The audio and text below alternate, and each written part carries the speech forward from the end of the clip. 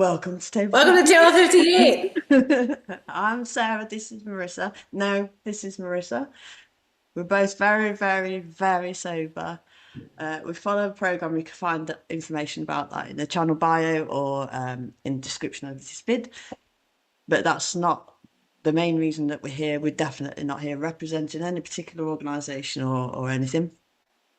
This is us having an informal catch up between life duties, meetings, etc. We will talk about anything and everything. What else do I normally say? Yeah, just fair warning that we might swear, and things. Talk about God, stuff like that. You can find Did an we mention audio Fight only Club? version of this on Telegram at t.me/table58. You can also contact us. We have an email address, pods@table58.org. Or you can drop a comment below.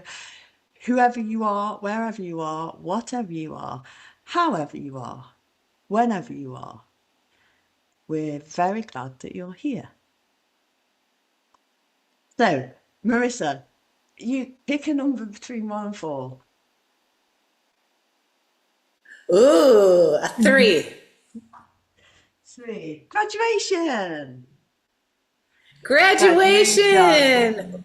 Ooh, okay, so it's that time of the year in at least in the state that I live in Minnesota, in the country of the United States. And so graduation happened on the campus that I was on, and all I would really want to say about it, frankly, is that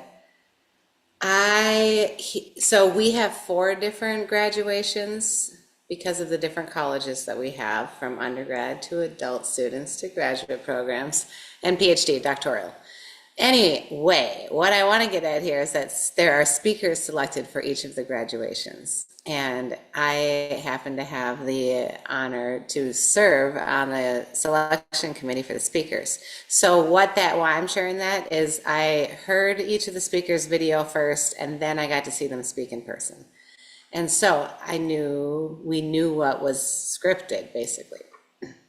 So one of them got up, and she just the speakers get to be in the president's dining room, and I happened to be in that group for this volunteer role that I was in for the service. So she was in there talking to us, and so I had a chance to get to chat with her a little bit. She had these great sparkly, like, pink cowboy boots on. It was great. Anyway, and she's like, I do really great. I'm like, are you nervous at all? She's like, I do really great until I get up there. Then I want to pass out. I was like, okay, well, let's save the passing out for later. So she gets up there, but what she shares that I never heard before is that when she started her program, not only was she a parent of 3 little kids, she also was just starting her sobriety journey. And it just, like, really touched me in a way that I did not expect, because I actually personally, now going through my own experience, know exactly what that was like for her, or a version of it anyway. And so then I had the honor again of running across paths with her, because she was sitting on the stage. So she happened to have gone down to go walk to get her diploma then, and I was in that same area. So long story short, I got to come up to her, and I just grabbed her by both of her arms, and I just said to her that I just wanted to thank her so much for saying that out loud. And I let her know that I heard that, and that I know what an effort that takes, and that I might too myself share a sobriety journey. So I absolutely am aware, and how proud I am of her, and like what a big effort that was. And it's just like, whoo. But there was also the student who took this great pause. She's in the respiratory program, and she asked us to start by taking a breath. And then she started talking about the program and people that have impacted her. And then she transitions in the second half to her personal story. And she pauses and she collects herself as she gets quite emotional about starting to then say, I'm a first generation student. And I'm like, whoa, I'm also a first generation student, And like, when you have no family members that have walked the path prior, and you're the first one doing it and getting a degree, like, to watch her understand what that meant by the expression of her emotion and needing to collect herself and pause and breathe, just like she had us start to do, how Spirit kind of invoked that own moment for her in the middle of it. Anyway, it was full of all sorts of really magical stories, and those are just two little ones, but you watched it. I got to be Yeah. in it. Yeah. That was wild. And I remember that student saying, thanking her family for support, um, like supporting her dream even when they didn't understand it. The first generation thing. Yeah, you heard that too. Yeah. Talk about a spiritual, the spiritual Yeah. infusions that we can so easily think nothing of, but just like, yes, that was a gift. It was just everywhere. It's just really neat. Yeah, they're beautiful, beautiful ceremonies, and they were live streamed, which was very nice because I'm in. Just in case that nobody, people don't know, I'm in France, and Marissa is in Minnesota in the States. So this is partly why we kind of meet up like this and chat because we can't. I would just have to have another. How it reminded me of my graduation, which Did wasn't it? as nice as that at all. It was really beautiful ceremonies and everything. But yeah, my graduation uh was in 2002. It would have been because I started in 1999. Yeah, 2002. And I really pushed it the night before. And it was like we'd have to leave. Mum and Dad had taken me in the car, and to get it was like at 10 in the morning or something. So to get there, we'd have to leave about 8 in the morning. And I was drinking right up until I was like out on the lash till like an hour before or something, and absolutely wankered. Like, it's part of my language because that's a bit of a thing. But I was absolutely smashed. I had glasses on, little kind of wireframe glasses. I've fallen over, lost the lens out of one of them. So my graduation photograph. My poor parents. I have to do an amends for this. I haven't asked them what their memories of it, but I must have stunk. I'm pretty.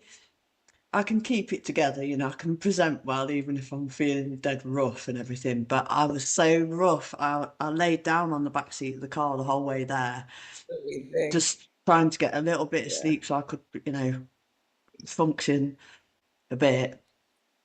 And got there and I felt rough as anything. It was like this, the alcohol was wearing off and the hangover was starting and everything. I had to sit through that. There was like a couple of hundred students or The something, worst.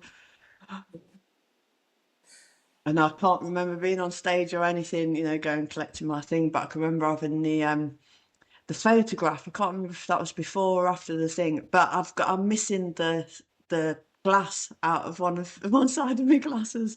So, and they've still got the graduation photograph hung up, and every time I see it when I'm at their house, And you really only have one in.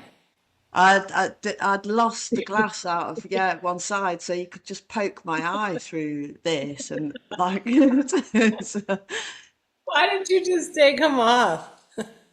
because I couldn't see. I needed to put like something on so I could see to get. Oh, But I that's must so have funny. And like, you're like way not feeling right either. yeah, just no rough as anything. I just couldn't wait to get home. I must ask them what that was. I feel really bad Oh about my that. God. But Can I you must have say, I'd like to smelt see as that. well. I must have smelt like stale. But I can't remember what we were Yeah. drinking or anything. I think that was in the no, the Sambuca days. Oh, yeah.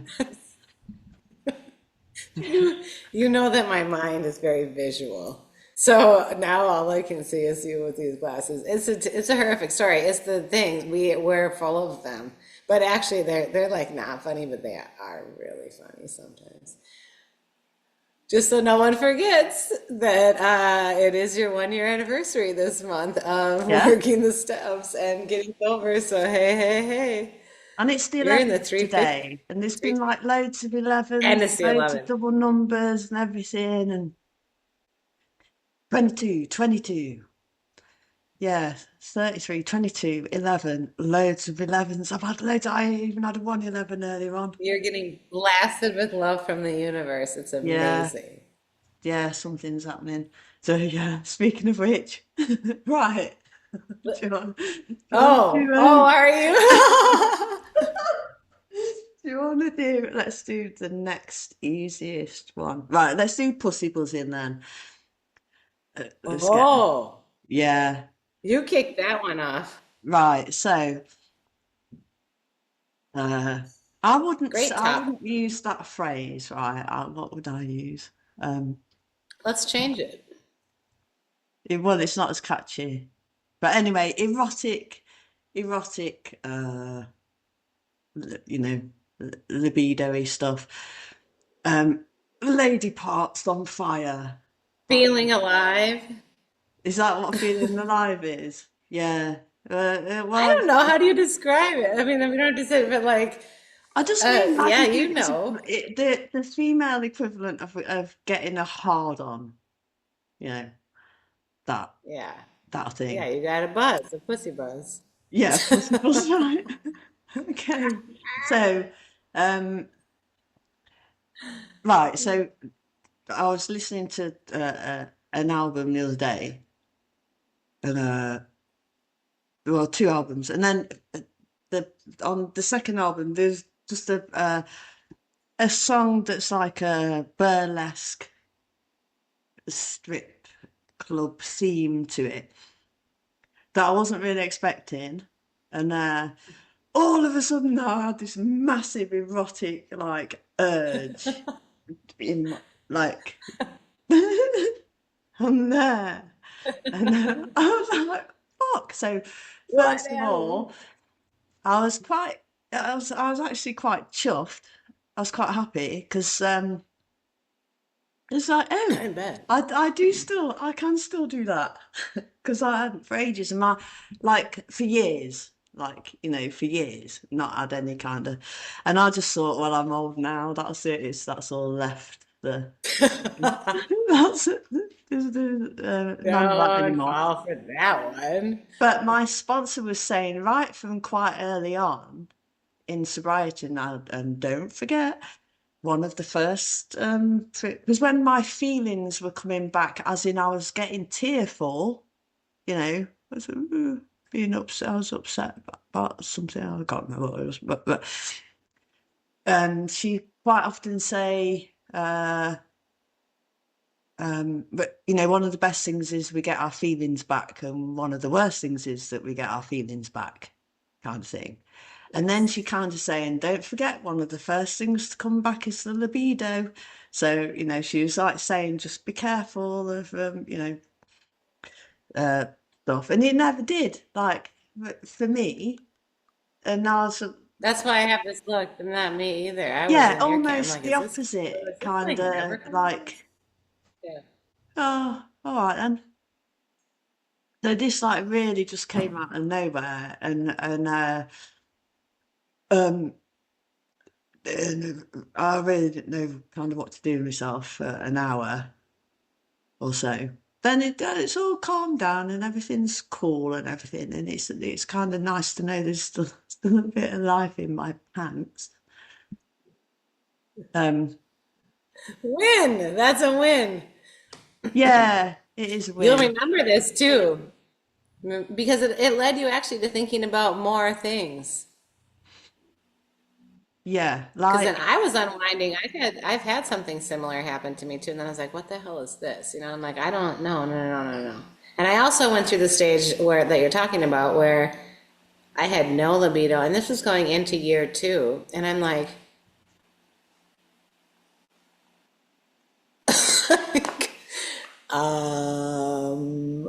okay, I I guess. I mean, what am I gonna do? Just and then one day I was like, "Whoa, okay." I think I'm exactly. But I mean, I think it's funny. Like, and then after about an hour, that's funny. Okay, anyway, but we are alive and well. That's nice to know. Yeah, But it got you thinking about actually the deeper stuff, sex and money, right? Power. yeah. So yeah, so like the different stages of it. So the next thing is, um, it felt like spiritual war. Like I was fighting off sexual stuff and money stuff. Then it felt like having discussed some things. I can't really, but our small meeting was really interesting. um, so no point me really even mentioning that because I can't say anything about that. Um, yeah, all right. So just rewind a bit. For me, right, my my sister is a sexual psychotherapist and a really good one, I think. And she would be really proud of me for just even talking like this. In fact, Mm-hmm. she would be probably in hysterics because I don't talk about uh, private sex stuff or anything. The rest of my family do quite openly and thing. It's just not something I've ever done really. And she showed me an episode of what's that American show called with Gillian Anderson in? It's on, I think it's on Netflix. But when I was over there a couple of years ago, she made me watch an episode of it. Sex Education. So Gillian Okay. Anderson is this psychosexual therapist with a teenage boy in high school, and it was really funny and everything, really good. But she is exactly like the Gillian Anderson character. Zoe is. She'll just she'll talk in any context, yeah, any situation she's in. She'll talk very explicitly about sexual stuff, any kind of sexual stuff, with a without giggling, you know. Comfortably. Yeah. Yeah, very comfortably. And I kind of, I've never been um, like that. So Zoe, if you're watching, I'm talking about lady parts and everything. Look, look. Look Um, at you. Yeah. yeah. So then it's like, right,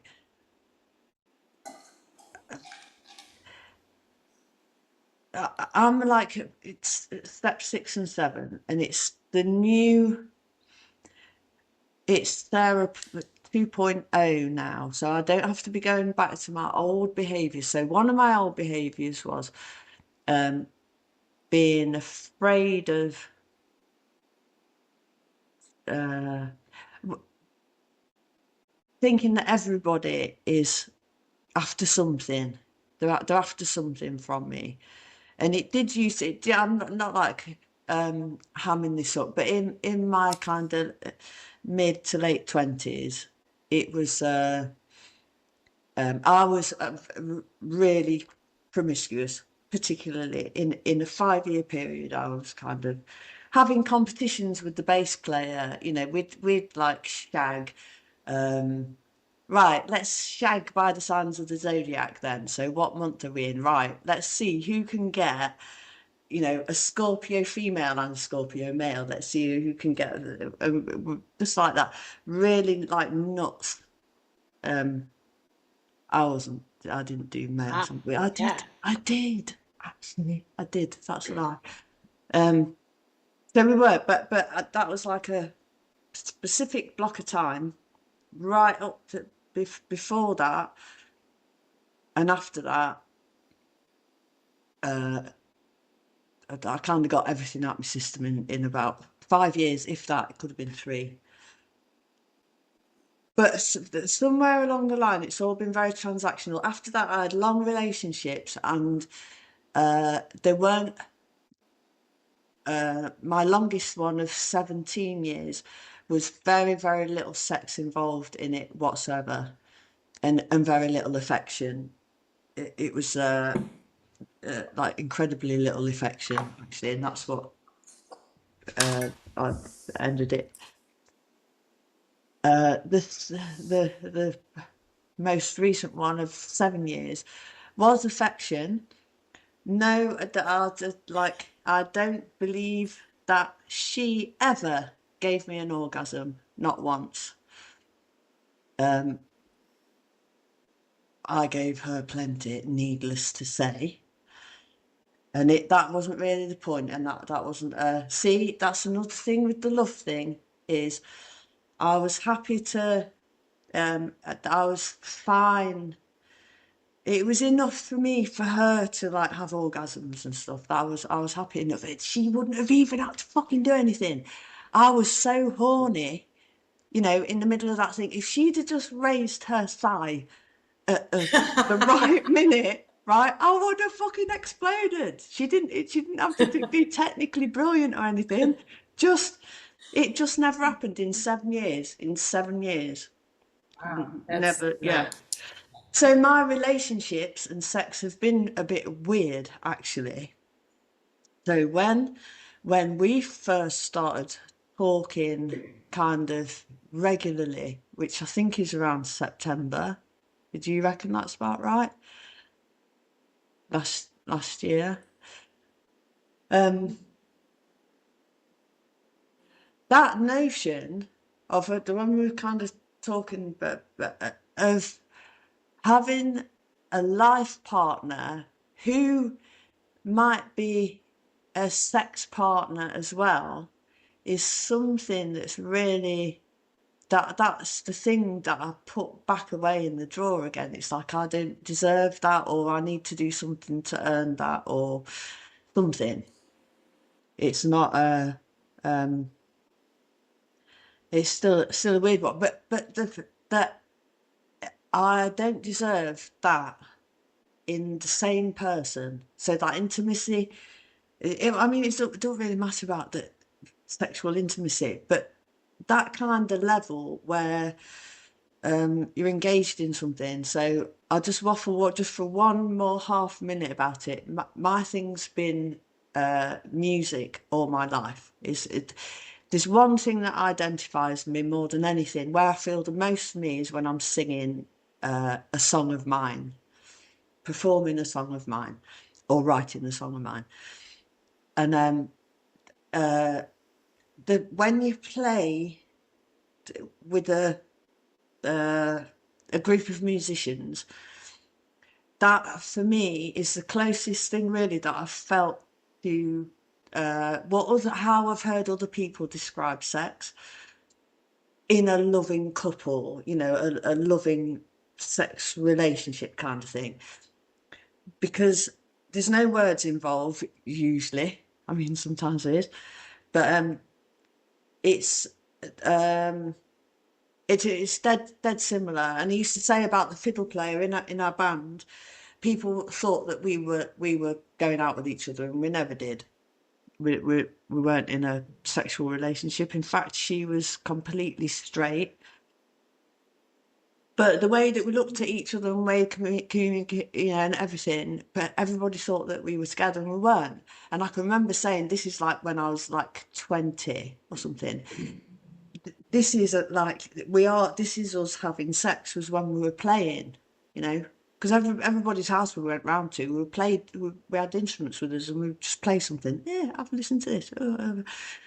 And that when you kind of engaged in that thing, there's this unspoken thing between you, and it's like so that's the closest thing that I understand it. Maybe that was why the song hit me straight between the legs, because it was music. It's some way of humans communicating with each other that's different from having a talk. or right into It each other. really is. Yeah. I love that about music and finding the people, like just being able to send songs back and forth or send them, and but recognizing it is a different way of communicating what's on my mind. But I feel like it's kind of like mushrooms. If either people like mushrooms or they don't. And it's either you like music and you're into it or you're not.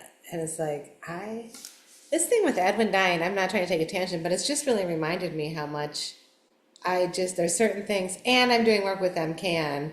My needs are real, and whatever my needs are, that's an actual thing too, which seems, this sounds so cliche, it seems so foreign to me. It seems such a strange concept, but as I kind of move along, letting the days stack up, I'm starting to see the difference in having the needs met, also in a direct alignment to my self-worth, which is the God in me getting aligned there. So anyway, these pieces around, I don't, because I kind of think I heard you say something about separating relationships of the sexual relationship versus the intimate that's non-sexual. And I don't know, I try not to think too much about what my life could possibly look like, only because I've already known enough to see like living in the day is kind of less, as long as I'm doing the action pieces and actually creating my day, then the rest kind of just happens. And so, but I feel like there's this opportunity and this newness to have both, but in a way that's liberating, because my experience with sex in the past or intimacy, a lot of it has been tied to either performance and or performance. Like, meaning emotional ties too. So even if there was a time that I was like, hey babe, I do have these big things going on, and okay, of course I care about you, whatever the line, but could maybe tomorrow, or can we just pick another time, not tonight? Like, I have zero experiences in a loving relationship where someone is saying to me, absolutely, you know, and can I get you some tea? And is there anything else you might need? And so, oh, I'm going to get emotional. Well, the trouble is that it impacts my interpersonal skills because I don't have that. I didn't have that experience from parenting either. So when and except when I did, I told you this, there was a consequence. And it was, great. So learning how to, like, I went to a concert, then I got to do that after the graduation, or even just my daughter, she'll be in my car and doing some things that just are helping the circumstance without making a big deal of it, like putting taking my phone and putting the location in GPS, and taking the food we got after and arranging it, and then giving me organize my piece. Like, I don't have like I don't, it's such, it's so unfamiliar to me that I think spirit has slowly and steadily been helping me get more comfortable, because I remember when Judy, who I worked for in Lincoln, had said to me, one of my supervisors, she's like, well, one, she said, you don't have an A on your forehead everywhere you go. She taught me a few good things. She keeps coming up. Thank you, Judy.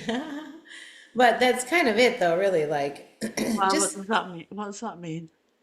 An A on your forehead. alcohol. Like, no, everybody doesn't know you're an alcoholic. And you don't have to act like everybody does. Like you're not strobe lighted with your problem.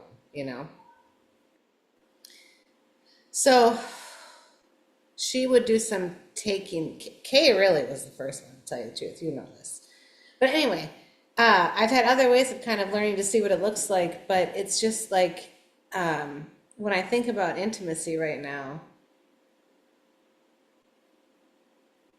it feels to me like the highest level of sacredness between two human beings, and I I like understanding it from that level, and like the exchange of breath, of touch, of energy, and the like the real life version of it that existed before. Like, I don't believe I have to live in that anymore. I'm not looking for that experience. And that could mean that intimacy isn't any physical intimacy, and that relate in that way is no longer part of my life, possibly, which wouldn't really bother me at all if it didn't look like that. Because for me, there is no other way. Like, I don't want to share that, and I don't want anyone to want to share, and I don't think that's too high of a standard because of how meaningful it is and what a difference it makes from a vibrational level, from a healing level, and to share with people that are going to hurt you. What's happened is I will emotionally be destroyed. Like, I cannot separate the two. I've tried. I can't. I can. And I know people who can. I have great. You know what I mean? Like, I have friends who talk about it all the time. You know, not all the time, but especially in my 20s and 30s. You're dating, you're whatever, you're going out. I loved hearing the stories. So anyway, through doing this work too, I think sometimes maybe I'm like, maybe this is why people become nuns actually, because your vision is this, this like vision of something that couldn't exist. And then I'm like, no way it can, because it's not even just through physical intimacy. It's like what you're talking about. It's these other experiences that you create, sapiosexual experiences, for example, like just the stimulation of the mind alone that creates like, ooh, tell me more about you. And then I have to be like, whoa, that isn't the same thing. But yes, it is an interesting recognizing the attraction, acknowledging where it fits actually, and that yes, it is stimulating because it's tied to something that's really positive, maybe, and it is enlivening me in a reproductive, creative space. Sounds pretty good. Yeah, and it doesn't have to necessarily be a threat because that's Yeah. my first thing is A like, threat or an indication to go do that. yeah,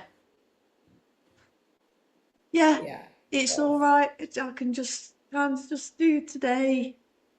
Um, it's like that it's like the ritual thing. Um, I I don't have to figure it all out right now, right today. I just have to keep doing my stuff, like doing my things in the morning, doing my thing through the day, doing thing in the evening. Just keep doing that, keep doing that. Stay on the like Maggie'd say, stay on your plot. My thing is just keep facing the right direction. If I'm facing the right direction, everything's fine. I don't have to kind of analyze it too much and work it out and forward project things and look like I did. I do. There is some looking back and seeing how patterns formed and things in the steps, but I don't have to spend all my time doing that. It's all right. Just like fucking lighten up, lighten up, lighten up. It's okay. Am I all right? Am I all right today? Yes, I am all right. Anything major about to happen? No. There's people that I it's know so cool what have you're got doing because major it's shit so happen. easy to like want to get out of the racehorses when they're in there. What is that called before they get released? It's So so easy to like hit moments like that where it's like, oh, and then it's totally normal. Then you're like, oh, okay, hold on, let me just come back here a second. Then it's like, no, go back here a second. yeah, like when you said this morning that I'm just gonna slow mo through the day. Slow mo through it. So I just slow mo this. Yeah. Yeah. Next. Right, all right. So growing, growing in relationships. We're talking about dynamics between people when people grow at different rates. And this, I'll just say what came to my mind was Richard Bark. So Richard Bark wrote Jonathan Livingston's Jonathan Livingston Seagull. I was writing to his books round about the millennium as well, and it's when I was with Dawn.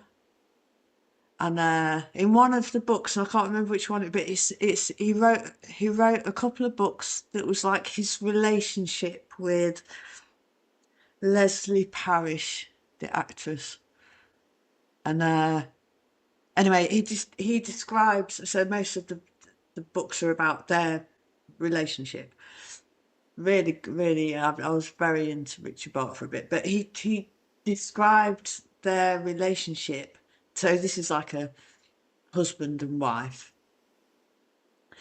as being like two balloons that went up that were going up together. And I can remember saying to Dawn, "This is like we hadn't been together that long then, maybe 2 or 3 years." That I didn't feel like we were two balloons. I felt like I was a balloon going like that right up, and she was right back down here, and she didn't have a clue what I was talking about. That was the one, like singing out, and she wasn't bothered either. She, uh, we weren't on the same kind of spiritual path or thing or anything. But I knew that my mum said once that I'd said that she was my soulmate or something, and I knew that I hadn't said it. I don't care how drunk I was. I wouldn't have said that because she wasn't. I never described Dawn as my soulmate ever. Um, she was very lovely, a very nice, calm, steady person to live with, share a home with. But that was that, and no affection whatsoever, not even a hug. Oh, Was wow. From the beginning? Yeah, she'd let me hug her while she was watching the telly. I could like put my arm round her or something, but she would never volunteer me a hug. And that was about 14 years into it. I said I gave her an 14? ultimatum. 14, yeah. I I laid down I said, right, I don't want to be in this relationship anymore. We can carry on living in the same house and everything, absolutely fine, but I don't want to be in this relationship. Um, and what I want you to do is to hug me, you frozen shit.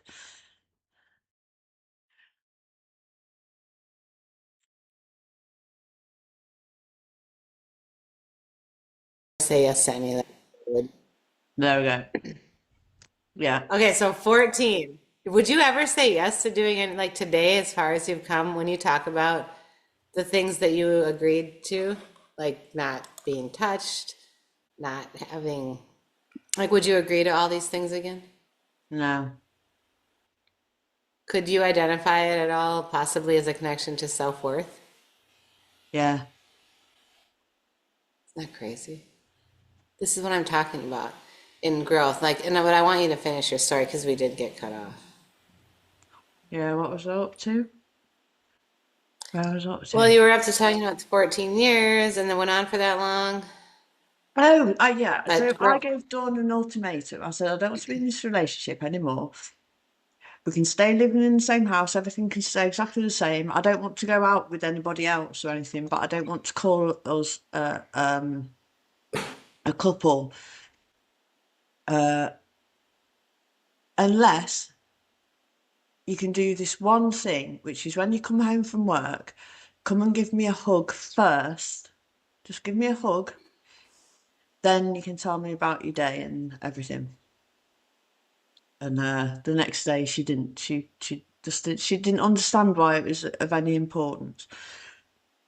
So I tried to end. I did try to end the relationship then, and then when I said right, that's it. Then it's over. Um, Then she went to work. She came back the next day and she said, that was the worst day of my life. And I felt really bad. So we carried on going out for another 3 years, like saying that we were. And then she left. Uh, she just packed all her stuff. And I said, what are you doing? She said, I'm going to my dad's. And I said, oh, all right then. And I was in, and I was drinking at the time. And she did say that I was unpredictable, like she didn't know what she was going to find when she came home from work, because some days I would be sat at my computer recording music or something and be absolutely like trolleyed, be drunk, I'd be drunk. But I wasn't, I was never unpredictable. I never flared up angrily. I didn't kind of smash things or anything.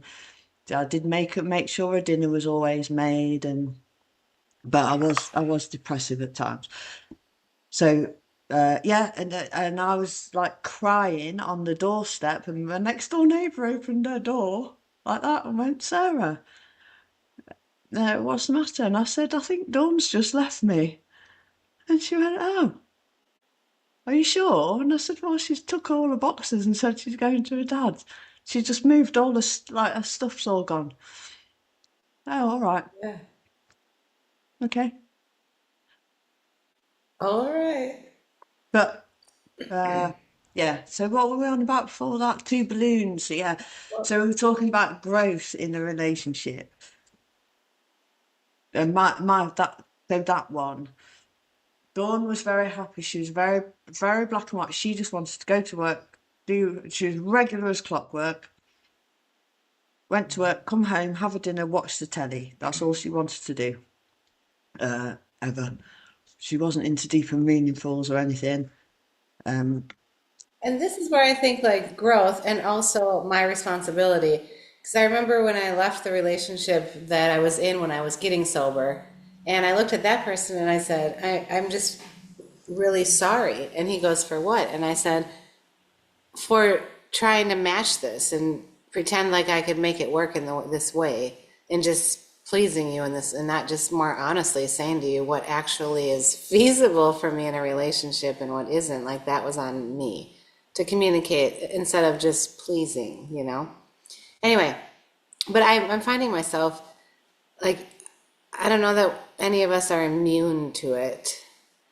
And I wouldn't want to change the relationships that I'm in as a result of the fact that we all change. But I guess I'm finding when I entered AA 4.5 years ago now, I'm in the second half of working on year 5 towards 5 full years.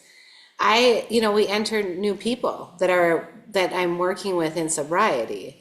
You're one of them. And there's been many, because now you're a year in, how many people have come in and out of your path? And then some start to stick and some don't, but especially in the beginning, in the first year, I remember like I didn't know really what to think of any of it. It was a new thing. There was no context for me to grasp onto from before. It was so that first year was just, I described it like being underwater in a scuba gear with my sponsor in front of me, like under a pond that's very murky with a lot of, you've heard me talk about this, seaweed in it, and she's got rope tied around her waist. I have some space behind her with rope too. I mean, I didn't really know what I was doing. And then she also, was very, I don't know if warn is the word, but cautioned me on being in relationships and friendships and especially in online. But most of life is experiencing, and I would like to learn from what other people teach me, that's for sure. But also sometimes you just go on your past. So along the ways, though, relationships deepen and they come into, and then I moved, so I go to a new community in this city and I'm meeting new people there. I mean, there's just new, new, new, new, new. Meanwhile, I'm in the midst of recognizing that I have not had, for example, a marriage that's lasted. I can't tell you the relationship that I've been in outside of my daughter, and I still have a strong relationship with my ex, but that has been a long-term relationship where someone actually is interested in getting to know me. I've always been interested in getting to know the other people. And for every day. It's like people just drop off. They get uncurious, uninterested. And I guess all I can think then is kind of what, as I'm thinking about discernment, is that do we stop like working? Meaning doing the everyday work that's laid out for us of this growth of curiosity, because it's not actually exhausting or anything like that. It brings new people into my life. It brings new opportunities around when it's intentional that I get to a point where I'm hitting up a bump on something. So I've come across this in a relationship that I've been in that's really important to me. And we can't seem to get our footing. And it's the only relationship in my life where I'm feeling emotionally twinged around things that I have vetted and I continue to work on, and I'm certain that these are things that I think could be communicated, but wouldn't have to be a parent of like, it's not real. And that's the part where I finally came up with some different words around it where I'm like, I have been in so many relationships that have been psychologically, a psychological warfare. And in addition, so one, I'm well practiced. And then I come in addition with a soul that actually is quite witty and also doesn't want to hurt anybody. So I'll take it because I'm also tough as nails, thinking that if the threshold, it won't break. Well, if I can, we'll see how far we can push the threshold for us actually attaining what I know we can do. And what this program is teaching me is that if I'm doing work, I will grow. And if other people aren't really maybe or have different interest, like there's just other things there that are more important or surface is more important. And then if I guess what I'm learning is that my definition of my needs in feeling worthy are not something I should have to explain anywhere I go. I don't think they're that unreasonable. And so, and one of those strongest is that you would know me enough to not want to do the thing. I'll give to that would hurt me. A perfect example is you, when you whatever ago, a few weeks ago, asked me how I would feel about you doing a certain thing, and then you were like, I just want to make sure because if it would have you feel a certain type of way, I would want to know that. And I just was like, God, for a person like me that actually has been through a shit ton of trauma, although that might seem strange if you were to tell somebody that, like, why would you do that? It's your choice, blah, blah, blah. It actually was super generous of your understanding of me and just giving me a chance to at least even know about something before. Because yes, they do, these things do. They have no reason to feel like emotional whiplash. I know that. But it does because it's tied to a ton of abuse and instability in anything that feels like it's going to be something that I'm starting to understand. And so I'm learning how to, without feeling resentful, honor that it's really okay to move in different directions without continuing to I don't want to have to explain what I need to feel worthy. I just don't. I've repeated myself now and that. And that is huge for me. And it's not that I think that, that does not equate to judging someone on anything. And it's also not my problem if you don't believe me when I say that. Because I mean that. That's true. So I'm not going to take all this thing and turn it into a convoluted. I also know that discussing the same thing over and over and over again is chaos. That's creating a separation from the actual problem and resolving it, which when I know I'm capable of doing with somebody and the other person isn't stepping in to do it too, I'm not here to control those things. So it used to feel to me like I was losing control. And it felt terrible. It felt like my heart was being ripped out of my chest. It felt like I've done something wrong. How come this person doesn't want me? What have I done? And I don't, it's like the cycle is lessening around the understanding that what I said is no one's at fault here. Everyone gets to grow, except when we do reach a point where if I share with you, we communicate. We both have shared moments when something has really just not felt right and told each other. And that is, I believe, has allowed us to learn how to communicate through difficult things that it doesn't have to be conflict. It doesn't. People are like, conflict's required. Well, it's not that I'm going to fight this to the grave, okay? Use your words however you want to use them. I'm just saying there are different ways of approaching things. And when two people are willing to care about the sensitivity of what someone else experienced and lean in, that's where you want to be. If someone doesn't naturally have that, even if you used to, and now you don't, then let's separate ways. Because like you said, I don't want to not get a hug. I don't want that. I'm giving you a hug every day. So I need to get a hug back. And I don't want to ask for it. I don't want to have to get it. I don't want to have to cook you dinner to get it. I don't want to have to, kind of like you suggested, can we just enter the home and embrace one another because of, I don't think it should have to be hard. And once it becomes hard, like I said, we're not able to resolve it. It's okay. And that maybe is growth, but and one person grew and one person didn't, but it also got me to thinking about when I start new relationships, one of my areas of discernment that talking about this with you over the past few days has helped me recognize is that if somebody isn't actually up to some kind of self-care model, whether it's, I don't care what, devotion based, maybe it's spirituality, maybe it's on an eating routine, maybe you're trying to do something for a workout routine, maybe you are meeting something that is asking yourself to kind of say, oh, something about me is like doing that. If there isn't a layer of that in someone's life, I think it's really important for me to like gauge heart over head stuff and like really be able to look at, in addition to that second piece, can you lean in harder than me? Can you? Like, can you lean in? Can people lean in? Like, and just show up without a freaking, if I do this, will you do that? Without some type of, what are those called? Scratch your back, you scratch mine. I don't, we're all here for the same thing. And if I'm in need of something, I think we need to help. Like, I need you to lean in because how am I supposed to learn how to receive? Which I'm in desperate need of someone. I mean, I don't want to call it that. It sounds like a damsel in distress. I'm not, obviously. I'm just saying, like, show me. Like, let's see. Because I want my daughter for everybody. We're just a community of people if we get away from the pussy buzz, which is amazing. But I'm just saying, to see how amazing we are in the way we can lift each other up through your example of the song and the lyrics and looking someone in the eye and sharing an intimate moment that people feel everywhere that inspires them without you doing anything that would have had to, create something on somebody's timeline, maybe even your own, that wasn't exactly what you wanted to be doing. It's really cool. Magic.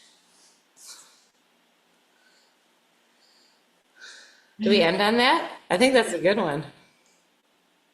We, I want to do the, can you read the Mark Nepo out? Yeah, that's a great idea. Um,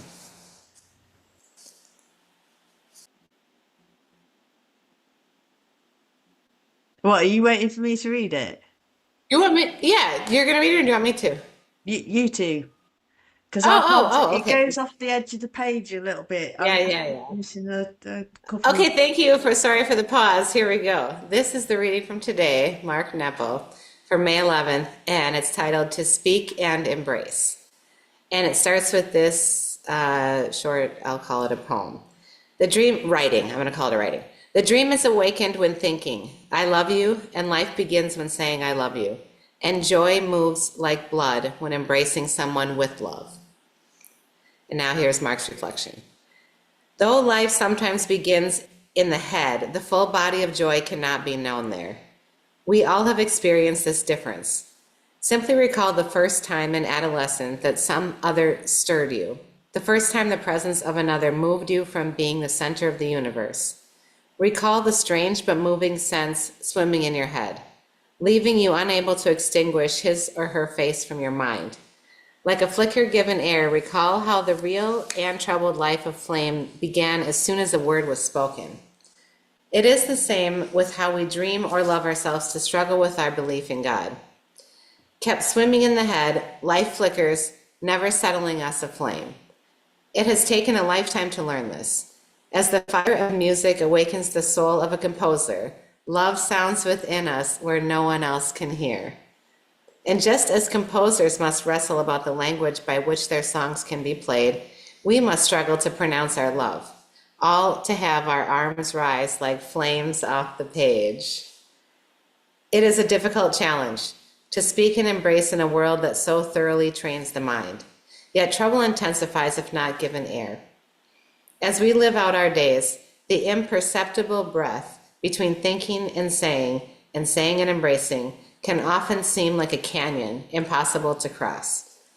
This is why we have invoked the myth of Cupid for centuries, to remind us of that fluttering presence that somehow pierces our confinement of thinking, forcing us to speak and embrace. We each carry the bow within us, and while the arrow hurts, our casing of thought is broken, forcing us to tremble. Yes, it is true. I confess. I have thought great thoughts and sung great songs, all of it rehearsal for the majesty of being held. Should I read the meditation or leave it there? Leave it there. That was because we've both spoken before about feeling weird about hugged, being hugged, and so the beginning bit, the beginning kind of poem bit is the dream is awakened when thinking. The dream is awakened when thinking I love you. Life begins when saying with our voice I love you. And joy moves like blood when embracing someone with love. That's the like that is the first thing was that when I read it this morning, it was like embracing was think like so head and heart thinking it, saying it, embracing, and then right at the end, he says all of that, all of the singing about it and writing about it and everything. It was a rehearsal for the majesty of being held. And you just said right just before about receiving love, and you showed me how to receive it, and I'm still not there yet. Absolutely still not there. Not from God even. I've talked to God this morning, and this is like where I get tearful, and later on, and I'm like, I'm sorry, I don't know how to, I don't know how to accept it. And Maggie will say it's like the elixir of it. No, it's like if you've been bitten by a snake, then the antidote, the antivenom is there in a jar on the mantelpiece. You have to take it, and you have to, it's there, but unless you put that in your body, it's not going to have any effect. So you have to accept the love of God. And I'm back in the kind of almost, but not, I'm not in the same place that I was on day one, which was, I know you're there, but show me, you know. What's the good of you being there if I can't And see you? remember, when God Then I feels saw like, farthest is exactly when he's closest. but then I saw people. I saw like people's faces on the screen, and now I'm kind of at the same block thing that I know that God just is love. God is unconditional love, and I've literally found myself saying today, I'm sorry, I can't. I'm not ready to accept it to God. But it's all right. You said that out loud? Yeah, yeah. I said, like, Yeah. at the big window, which is where I normally kind of look for God, and just said, I, I will get there, but still, that's like, and how many times I've spoken about that, and in our little smaller meetings and everything, is like, uh, giving it, and you just said it just now. When you listen back before we read the Mark Nepo, you're like, yeah, how do I receive? Because we haven't like this is new territory. This this whole everything really was transactional before. I've never had these experiences where, like, I've got the two sponsors who appear to genuinely care, like, that are genuine, are interested in what's happening for me. And I still kind of occasionally think, why? Why? It's really cool, isn't it? When you said it out loud to me last week, you said it before, but I know this is a big time. I said it. And so the little things that I hear you reflect on, I know are bigger moments. And so that one of two people entering your life on the same day, on the, like your first day in the room, and we're still standing here with you, like every day. Yeah. That's really cool because we get the gift too. That's the thing. It's not just a one-sided thing. It's just really, and what this stuff, love, feelings, all this stuff, it's tons, it's a lifetime in a beautiful way.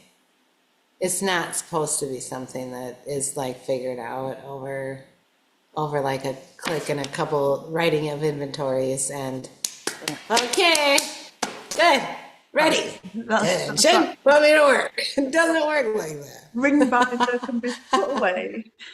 Yeah, done the Yeah, course. yeah, done with this. What's the next program? No, but it's cool because there's just so much to unfold. Like, no one's life is ever over. Never. I mean, when your life ends, it ends. I mean, that's that. We know this. We're mortal.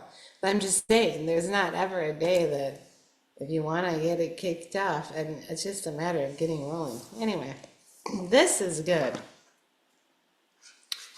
Really good. The hug, man. The hug is whoo. When embracing joy moves. Yeah, like blood. Okay. Yeah.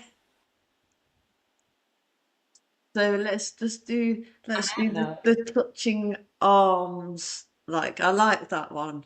I like that. That's very nice. Oh, Yeah. You learnt that off it somebody worked. on campus, didn't you? One of your colleagues. So somebody did that. Probably I've seen someone do it or do it to me for sure. Yeah. In that moment at work, an embrace like that. Yeah. And it's not too kind of invasive. Yeah, I was an arm's length away. Yeah. Yeah, right. Okay, good stuff. Another hour of T58, baby. Yeah, time for bed. I That's it. painted my nails for graduation. Actually, Naima painted my nails. Not for graduation, for the concert after. Ja Rule. I did it. I went to a Ja Yeah, Rule so was it concert. good then? Did you enjoy it? It was so fun. I really had a blast. Yes, I did. So, All right, let's get out of here. yeah, See you ready. later. Hasta Later. luego. Hasta pronto.